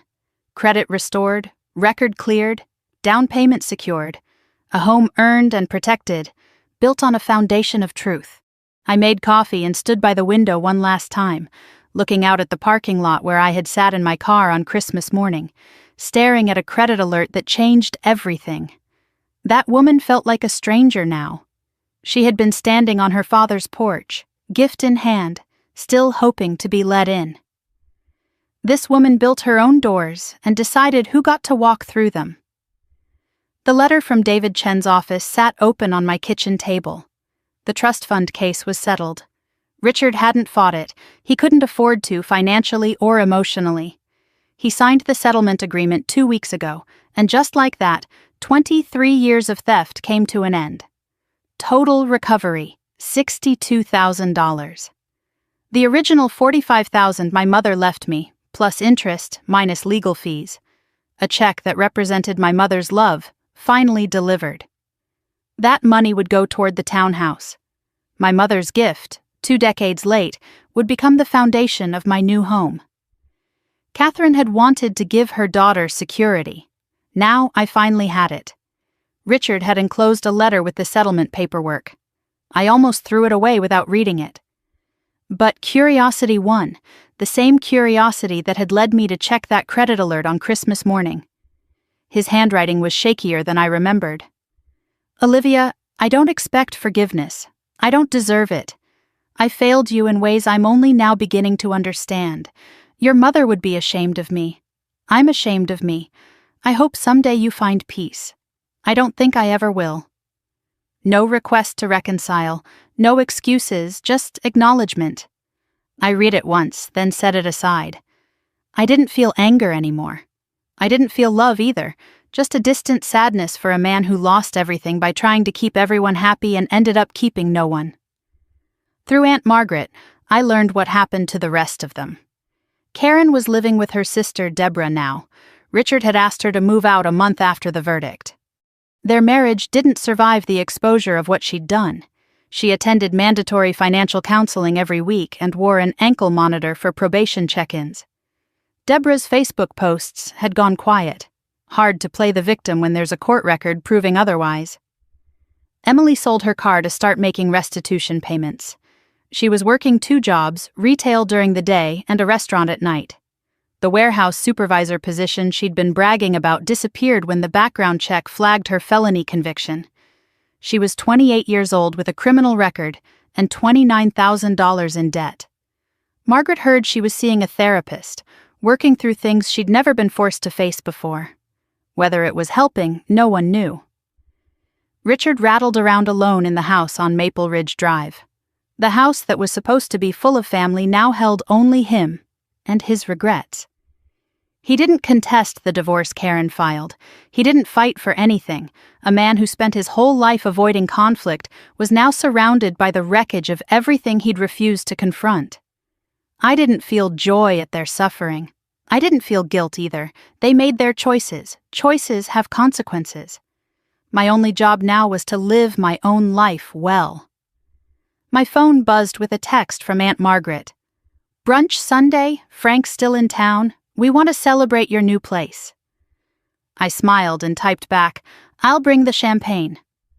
Sunday brunches with Margaret had become tradition over the past 3 months. Uncle Frank had extended his trip twice, reluctant to leave. He was talking about relocating to Charlotte, moving closer to the family he should have been closer to all along. Catherine's side of the family, once cut off by Karen's manipulations, was reassembling around me. Cousins I barely remembered had reached out. A second cousin named Laura drove down from Virginia last month just to meet me. "Your mom was my favorite aunt," she said over coffee. "You look just like her." I had cried then, not from sadness but from the strange joy of being seen, of being connected to something larger than the family that had tried to erase me. I picked up the framed photo of my mother, wrapped it carefully in tissue paper, and placed it in the box marked, "Living Room Important." She smiled up at me from behind the glass, young and healthy, before the diagnosis, before everything changed. I touched the pearl necklace at my throat, the one I wore every day now. It wasn't armor anymore. It was identity, a reminder of where I came from and who I belonged to. "I did it, Mom," I whispered to her photograph. "I protected our name. I hope you're proud." The room was silent, but I felt something. Warmth, presence, peace. The next morning I stood in the doorway of my new townhouse, keys in hand, sunlight streaming through windows onto empty hardwood floors. 2 bedrooms, a small office, a kitchen with good light, a backyard just big enough for a garden. My mother had loved gardens. Maybe I would learn to grow things too. The first thing I unpacked was a small framed print I had bought the week before. I hung it in the living room where I would see it every day. "Home is where you tell the truth and are still wanted." That felt right. That felt like everything I had fought for. Standing in my own space, bought with my own money and my mother's recovered gift, I felt something I hadn't felt in years, maybe ever. No one else's name was on the deed. No one else's expectations hung on the walls. Just me. Finally home. That evening I sat on the floor of my empty living room, takeout beside me, back against the wall. No furniture yet, just me and the quiet and the satisfaction of something earned. I looked at my phone, at the empty spaces in my contacts where Karen and Emily and Richard used to be. Some people will ask why I didn't just forgive them. Why I had to make it legal, public, permanent. They'll say family should stick together. They'll say I should have been the bigger person. But being the bigger person doesn't mean being the smaller target. Family should stick together. But first, they should stop stabbing each other. I gave them 23 years of chances. What I took back was my name, my money, and my right to exist without being used. I don't hate them. Hate would mean they still have power over me. What I feel is simpler and harder. I feel free. They called me ungrateful for wanting what was mine. They called me cruel for telling the truth. They called me selfish for having boundaries. But I learned something that Christmas when my father closed the door in my face. The people who punish you for protecting yourself were never your people. And the people who are your people, they're not behind you waiting for you to fail. They're beside you, or they're still out there, waiting to be found. I found mine. I hope you find yours too. If this story found you tonight, if you've ever been the one kicked out of the room for existing, if you've ever had your kindness mistaken for weakness or your patience mistaken for permission, if you've ever wondered whether you're crazy for wanting to be treated like you matter, you're not crazy, you're not alone, and you're not wrong for wanting more. I'd love to hear your story, the one you've never told, the one that's still burning inside you. Leave a comment below. Share this with someone who needs to hear that fighting back is possible. And if you want more stories like this, real stories, hard stories, stories where the truth finally wins, hit that subscribe button and stay with us. Because sometimes the only family you need is the one that finds you in the comments. You're not alone at the table. You are the table.